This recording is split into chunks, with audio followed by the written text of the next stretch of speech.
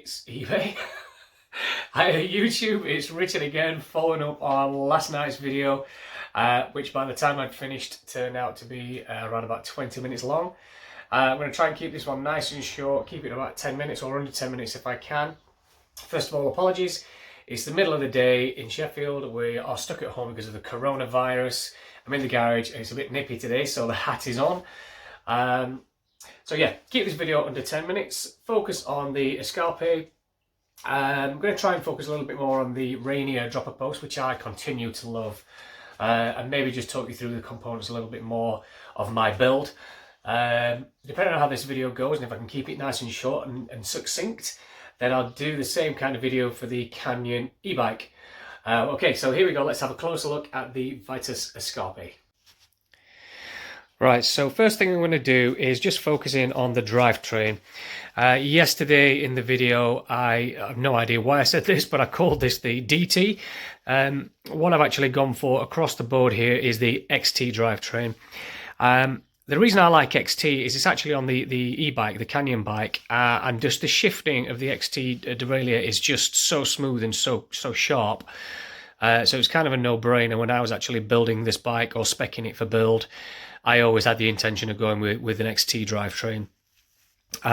However, initially I did build this with a SLX cassette, but the step up from, I think it's the 37 tooth to the 46 tooth on the SLX cassette is absolutely huge, and it really does not step up smoothly to that gear whilst you're in motion. I did a lot of research and came across the Sunrace cassettes, which I wasn't really that familiar with, but I've got to say the ratio and spread between the gears on the Sunrace cassettes is so good, and the shifting is significantly smoother on the Sunrace cassettes as opposed to the SLX cassette that I had before. What I actually did with this wheel set as well is initially ordered it as with a Shimano free hub, which was an 11-speed free hub. When I wanted to go to the Sunrace with the 10-tooth cog, I actually updated, I ordered a XD driver, a SRAM XD driver from eBay, compatible with DT Swiss 350 hubs. Swapped out the free hub, bought the 1046 Sunrace cassette, and the combination of the 10-tooth on the back with the 34-tooth chainring really does provide you with a really good high gear. No longer am I running out of steam on those steep descents. I've got plenty of gear in, and obviously it still does step up to the 46 still. So again, I've got a nice easy climbing gear as well. Also love, I don't know if you can see it there, the red in between the various cogs on the cassette there really does stand out well, and it does actually pick out the red of the wheels as well, so I really do like that. So XT derailleur, Sunrace cassette, XT chain. For crankset and chainring, I went full XT. I don't know if you can actually see here as well, I did a lot of playing around with the chain line on this bike, and just in there, I hope you can see it, there's actually a 2mm shim washer on all four mounting points of this this crankset, and I just wanted to. I actually bought this as a 50mm chain line, which I thought would be okay with a 142 hub spacing. However, my chain line was actually sitting on the 5th cog in, which was just slightly to the outside, and with the SLX cassette I was getting chain drop whilst backpedaling in the 46 tooth. So by adding a 2mm shim washer in there, bringing that chain line in by 2mm, I'm actually now lined up with the middle cog here, and on this Sunrace cassette I get 0 chain drop backpedaling in any cog. So I'm pretty sure I've got the perfect chain line set up on this bike now. The other thing as well is this chain guide here. This frame does have ISCG05 mounting points. So I've actually bought an RSP chain guard which does mount in each. It's got 3 mounting points, so it's incredibly stiff.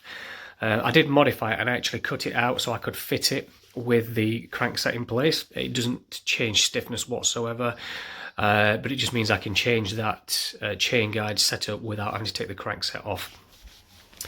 The other thing I did with the drivetrain is I went, and I'm hoping you can see this, I went XT on the shifter. The shifter on the e-bike just there is actually SLX. And I did a bit of research. I actually really like the SLX shifter. It's really nice and easy to shift. But it is a little bit softer as you're shifting through, so there's more of a tendency to slip and accidentally push it forward and kind of shift 2 gears at a time. Whereas the shifting on the XT is much more crisp and it's much more precise, and you get a much firmer feedback as you're shifting. So it's a really nice solid click. It just means that shifting is more controlled. So I've gone XT across the board on Drivetrain, apart from the cassette. So that's Drivetrain covered. On the brakes, on this bike, I've gone Shimano M7000 SLX with 180 rotors, front and rear. The reason I went SLX, I wanted an upgrade basically on the Girlfriend's Nerve and on the Canyon there. They're both M6000 brakes, which is the Dior brakes, which honestly I cannot fault. If you want a cheap set of brakes that are good quality, the M6000 brakes are really, really good brakes. Very easy to bleed, very easy to set up. On the SLX brake, however, you do have this manual reach adjustment screw here. And when you're out riding, the last thing you're going to do is have to pull an Allen key out to actually adjust your reach. Also, I did read a lot, and I did touch upon this in the video last night. There is like a blanked off grub screw just there, which is actually your bite adjustment or your free throw adjustment. You can actually take that blanking screw out, replace it with a titanium M4 bolt. These are just some Allen key cap bolts that I found on eBay. And you do get, so you get reach adjustment and bite adjustment with the SLX bike, with the SLX brakes, with this hack. So that is basically the exact same spec that you're getting with the XT brakes, but you're getting it significantly cheaper. So if anybody's after XT spec, but you don't want to pay the money, go for the M7000 and make sure it's the M7000 and not the 7100, because I believe the 100s don't have the internal mechanism. If you get the M7000, they do have the XT internal mechanism. You can basically set them up as an XT brake. The other thing is I like about the XT is there seems to be more of a gap between the brake pads. So it's easy to set these up without any brake rub.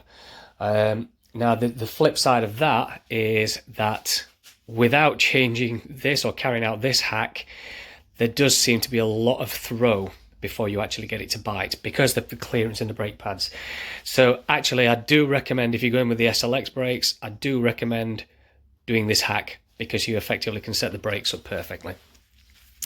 The SLX in terms of feel, bite and modulation pretty much feel exactly the same as the M6000 Dior. I know I mentioned the fork yesterday. Let me zoom out a little bit. I've eventually settled on a 140 Travel Fox 34 Performance. The 34 and the Rhythm, which is just up there hanging on the cabinet, are pretty much the same. They both use the same grip damper. The stanchion and crown is a little bit stiffer grade aluminium on the Performance as opposed to the Rhythms, but pretty much other than that they are an identical fork. There's a little bit of a different design here in the bridge as well, but pretty much they're an identical fork. I went 140mm travel, so I could just lower the front end of the frame slightly just to give me a bit more of a balanced feel between climbing and descending. It still is super capable going downhill, and it is so fast actually. The suspension design at the back, coupled with just the kinematics of the frame, it really does go downhill very, very fast. It carries a lot of speed, but with a 140mm travel fork on the front, I just feel like it gives me the best balance between descending and climbing. I've touched upon these before, but my Ergon GP3 grips, I absolutely love them. They're not everybody's cup of tea. A lot of people prefer straight grips. I love the ergonomic shape of these grips. I get a lot of fatigue in my hands if I'm cycling for a long time with a straight grip kind of in my thumb. And these just mean I can ride all these, sit really nice in the kind of heel of your hand, in the palm of your hand, and they just mean I can ride all day with these GP3 grips. They are my default go-to grip. Appreciate not everybody's cup of tea. I love them. I know I talked about the suspension design, but this floating pivot suspension design, it's a 135 travel, but it feels more like a 150 travel, to be honest. You can see my O-ring is about 10mm from the bottom there. And that's hitting a few light drops and a few kind of small jumps. If I needed to, I'm getting a good amount of travel there, but if I needed to, I could probably push it a little bit harder. If I was going to be hitting more bigger stuff, and then I'd obviously just put a bit more PSI in the rear shock there, but I'm using a good amount of my travel with a little bit of room to spare.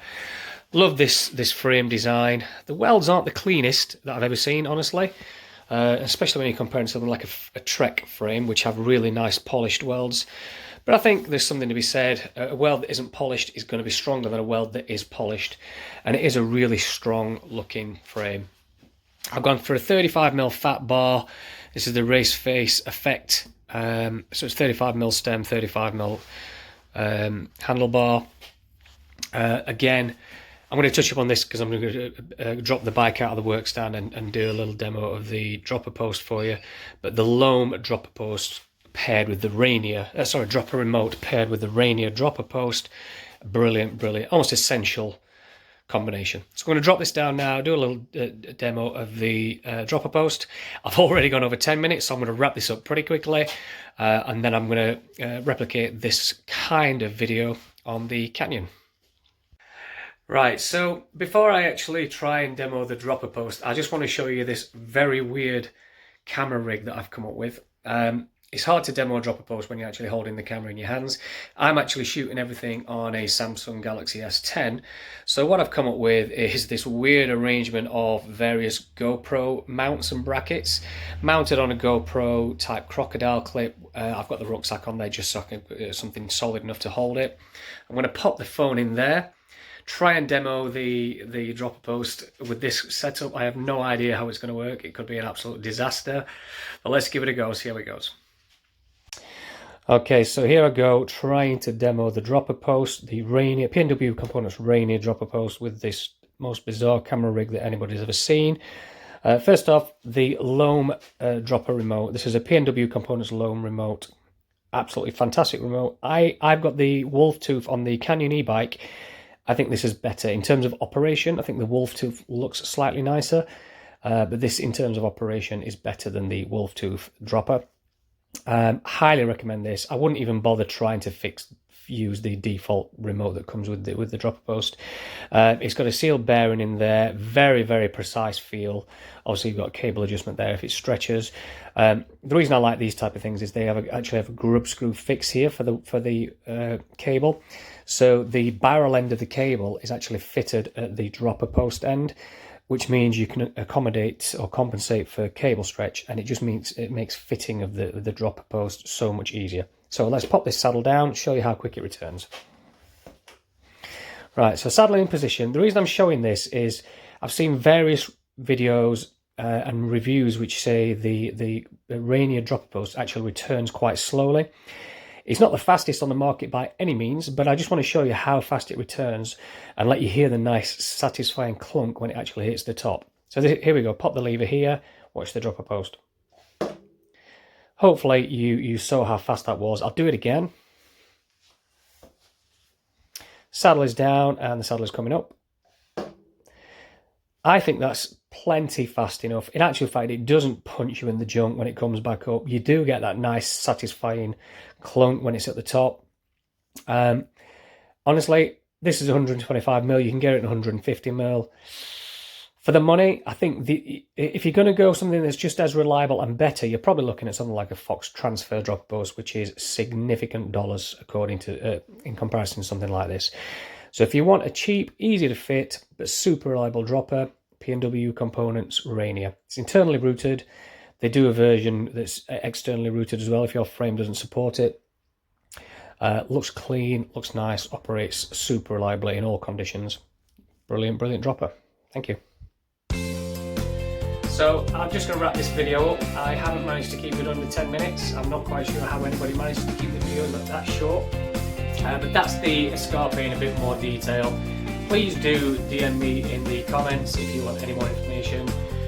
Maybe you're thinking about buying the 2019 or the 2020 version of the Escarpe or want to see how it rides.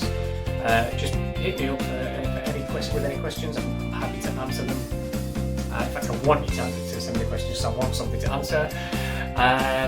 So yeah, wrap this up. I will do another video in depth about the Canyon e-bike just there. And I will try as hard as I can to keep that as short as possible. But this one's done. Hit the bell, hit the subscribe button, hit the like if you like it. If not, I'm probably not going to continue with these videos and turn it into a channel. I just might bang me up on out here and then when I'm bored or I'm stuck at home with the coronavirus. But for now, stop me rambling on. This one is finished.